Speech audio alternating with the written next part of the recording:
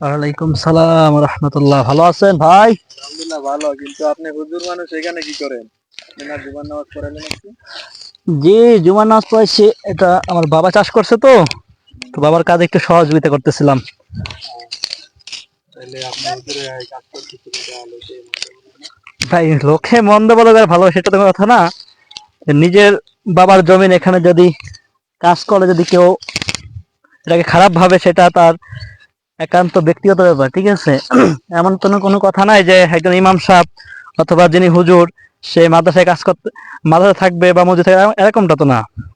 সে জমিনও কাজ করবে, সমস্যা কি? একটা মুসল্লি যদি জমিনে সারাদিন কাজ করে আবার 5 ওয়াক্ত নামাজ জামাতের সাথে পড়তে পারে, তাহলে আমি ইমাম হয়ে কেন পারবো না? এটা আমাদের ছোট্ট একটা মান মানসিকতা, ঠিক আছে?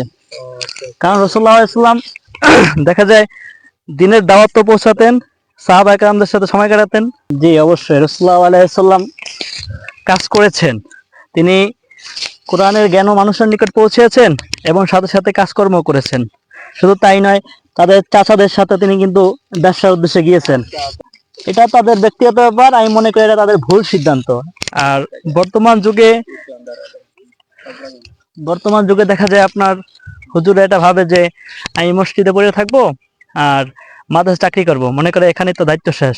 আমি মনে করি একজন ইমাম সাহেবের উচিত মসজিদের পাশাপাশি জমিন চাষ করবে অথবা অন্য কাজকর্ম করবে। আর বর্তমান যুগে দেখা যায় মানুষ আবার এটা খারাপ দিকে নেয় যে একটা হুজুর মানুষ কেন কাজ করবে। আমি মনে করি এখানে সাধারণ যারা আমজনতা আছে, যারা মুসল্লি, তাদের অনেক দোষ আছে।